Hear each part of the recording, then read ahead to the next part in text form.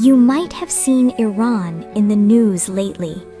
Stories of an elementary school in Manab hit by airstrikes, 168 children killed. Stories of people like Mikhail Mirdaragi. Stories of a nation under pressure and a leader assassinated. A country in crisis with people who respond differently. Millions of them, men, women, children, in big cities and small towns. For nights now, they've been in the streets, fists raised, a mix of grief, dignity, and defiance. And you might be wondering, why do Iranians react this way? Where does this kind of resilience come from? Why don't they respond like some other countries, allowing outside powers to shape their future? Part of the answer goes back much further than today. It comes from a story deeply rooted in their culture, a story about conscience, about moral courage, about sacrifice. It's the story of Hussein.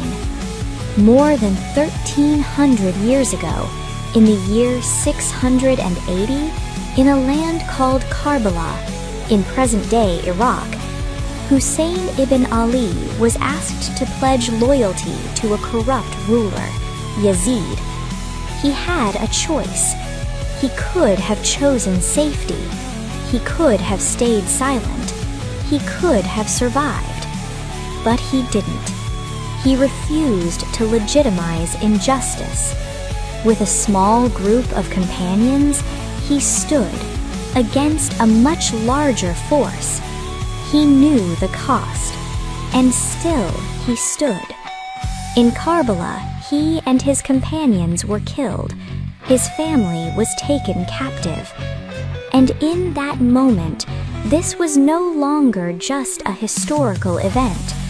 For those who know this story, especially for many Iranians, it became something more, a moral compass, a lasting example, a lesson passed down through generations, that dignity matters, that silence can mean surrender, that standing for what is right may come at a price.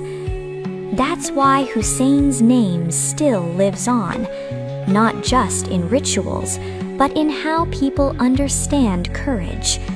So if you want to understand Iran, don't start with the headlines. Start with Karbala. Start with Hussein.